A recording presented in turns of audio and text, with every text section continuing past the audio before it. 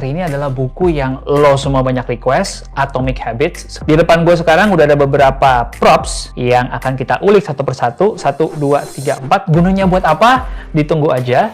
Sambil kita ngebahas 4 prinsip utama dari buku Atomic Habits yang bisa ngebantu teman-teman semua untuk bikin kebiasaan yang lebih baik, untuk improve hidup kita, dan ujung-ujungnya bisa bikin kita lebih dekat kepada tujuan hidup kita. Keseluruhan dari buku Atomic Habits ini bertumpu pada satu prinsip yang menurutku kita semua perlu tahu. 1% progress. Pertumbuhan atau perkembangan 1% setiap harinya. Maksudnya apa? Teman-teman, kita nggak usah aim terlalu jauh untuk, wah hari ini gue pengen langsung bisa jago ini, minggu depan gue bisa langsung bisa jago ini. No. Kita mulai dari hal-hal yang incremental, yang kecil, yang sifatnya atomik, ya. 1% aja setiap hari. Kalau kita konsisten selama 365 hari, teman-teman bisa lihat di grafik ini, setelah 1 tahun, berarti kita mengalami peningkatan sebesar 37 kali. Sebaliknya teman-teman, kalau kita melakukan 1% lebih kecil, lebih rendah daripada seharusnya, kita akan mengalami penurunan sampai nyaris 0.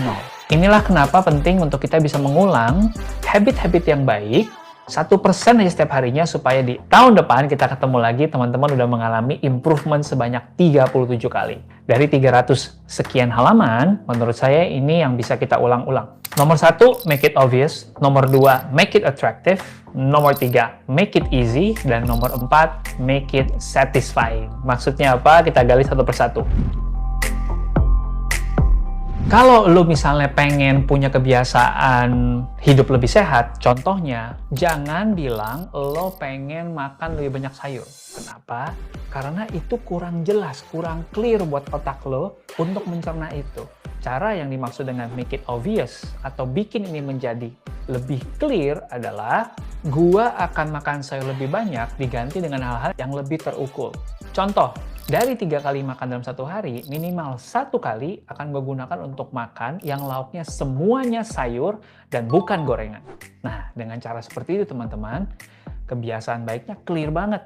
Sehingga teman-teman, ukurannya jelas. Kalau kita nggak bisa membuat goal kebiasaan yang clear, yang terjadi adalah, ya makan 1 potong sayur aja kita anggap, udah, gue udah makan sayur. Atau gue, ya udah deh, gue makan sayurnya dalam bentuk jus aja deh. Kan udah makan sayur. Nah, kalau kita cari alasan-alasan terus, kita akhirnya ya puas dengan hal-hal yang kecil. Makan sayur 1 piece aja termasuk makan. Akhirnya teman-teman, dalam waktu seminggu, 2 minggu, kita nggak ngerasain dampaknya ke hidup kita.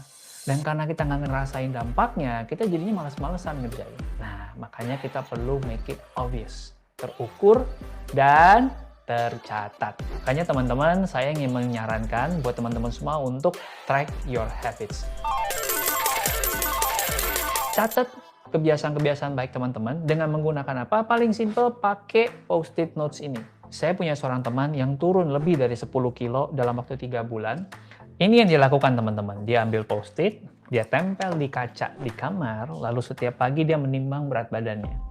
Misal, hari ini hari pertama, dia menimbang berat badannya 75 kilo. Makan sehat dong teman-teman, 1 kali sehari makan lauknya sayur semua. Dia timbang lagi besok pagi bangun tidur, 75 naik jadi 75,2. Oh my god, gila gue udah makan sayur tapi kok bisa nambah berat badannya? Kenapa? Nah ini memberikan alarm kepada pikirannya untuk, wah jangan-jangan kemarin gue iya sih makan siangnya sayur, tapi makan malamnya gue balas dendam, makan daging banyak banget gitu ya. Nah dengan cara kita men-track habit kita, ini akan ngebantu kita untuk bikin kebiasaan-kebiasaan baru ini lebih sering dan lebih baik terulang. Nah jadi teman-teman, make it obvious artinya apa? Teman-teman pastikan kebiasaan baik kita ditulis, ada ukurannya, kapan kita mengerjain, berapa kali kita ngerjain, dan kita catat.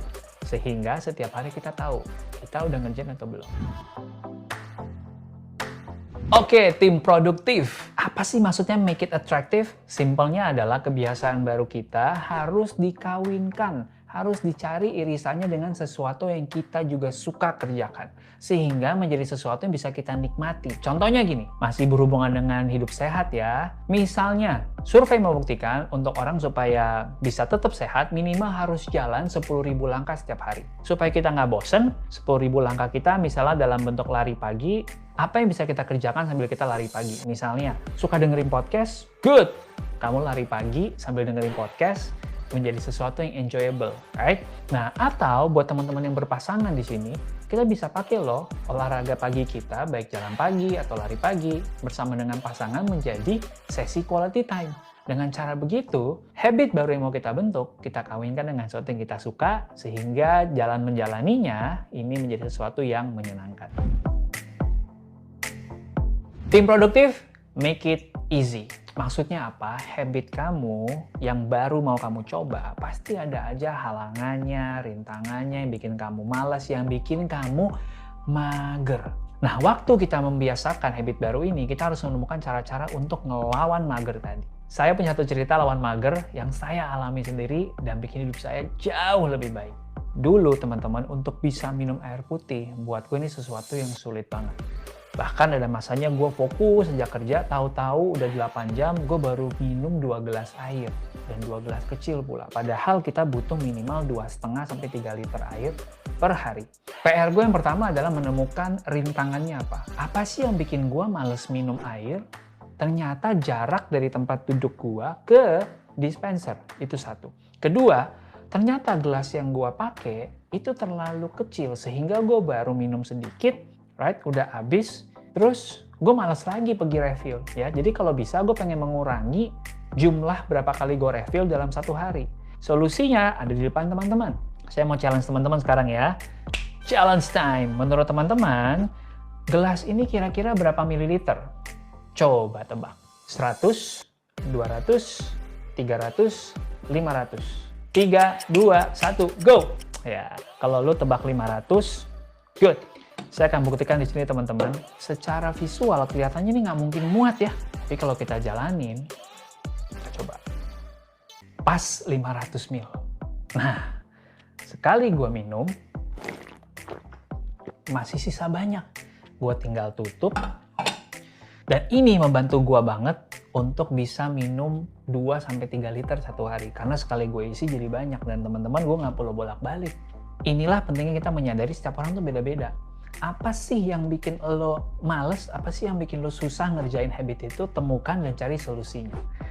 Nah, gue punya cerita kedua buat teman-teman. Desember kemarin gue melakukan medical check-up dan hasilnya teman-teman cukup bikin gue dakdikduk. Beberapa angka itu buat gue ngerasa, wow gila kalau gue nggak ngerubah gaya hidup gue nggak ngerubah gaya makan gue, bakal bahaya nih beberapa tahun ke depan. Nah, sehingga gue harus makan sehat. Tapi yang menjadi kesulitan gue terbesar, yang bikin gue mager adalah masaknya, beli bahannya, riset resepinya, motongnya, udah selesai masak mesti dicuci lagi piring dan segala macam.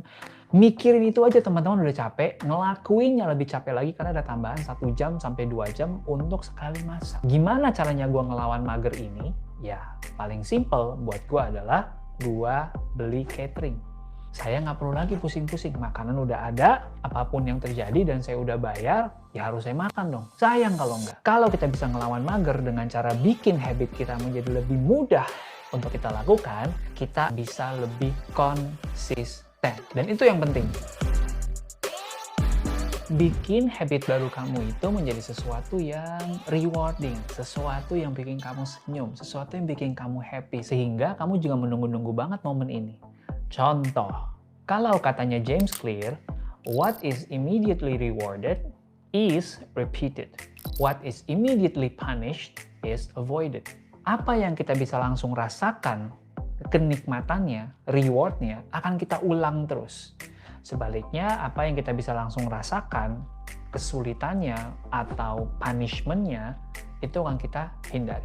Prakteknya kayak gini nih teman-teman. Misalnya lu pengen lebih rajin nge-gym, right? Di case-nya gue yang gue lakukan adalah waktu gue mau nge-gym, gue udah bikin ini menjadi sebuah ritual yang menyenangkan. Biasanya setelah nge-gym 40 menit sampai 50 menit, habis itu gue shower, gue beberes, lalu gue lanjut ke coffee shop favorit gue, minum espresso yang gue suka banget, baca buku, ngobrol ketemu orang, refresh, kemudian gue balik. Nge-gymnya 50 menitnya sebenarnya itu salah satu bagian yang, aduh, nyapein, ngeselin, dan mager tadi.